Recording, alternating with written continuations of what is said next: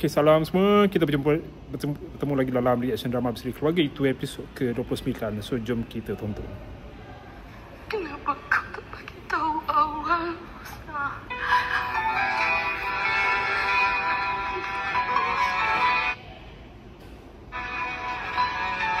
Kenapa kau nak cerai aku? Kau biarkan anak aku terseksa. Kalau kau begitu takkan jadi macam ni. Kau pernah laporan polis? Itu menantu apa kau ni? Sebab ibu tak percaya.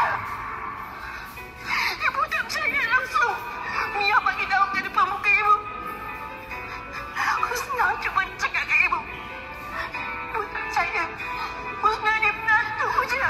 Husna boleh cakap macam mana lagi? Satu lagi nak tolong dorang. Selain Husna, kalau kau bagi tahu takkan jadi macam ni. Kita dah tahu dah. Salah.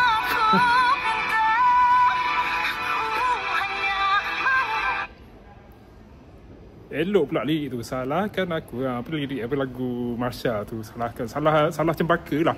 Sebab dia tak percaya kat menantu dia. Atau dengan kata lain memang lembab lah cempaka ni. Kalau baca komen dari penonton, orang kata cempaka ni sibuk dengan Ikrar sampai dia tak nampak sekeliling, sampai lembab macam tu sekali lah. Ada juga kata cempaka ni dia terlalu husnuzon sangat, dia terlalu bersangka baik. Husna bagi tahu apa-apa pun dekat cempaka tak percaya. Lepas tu dia nak salahkan orang lain pula, sejenis yang tak nampak salah diri sendiri. Tapi pada saya lakonan Umi Aida, lakonan Izara, kebanyakan pelakon memang buatkan kita terasa, maksudnya emosi tu sampai lah, buat kita rasa nak marah dekat Umi Aida ataupun cempaka dalam drama berseri ni. So cempaka nak marah ke nak rasa dah terlambat lah.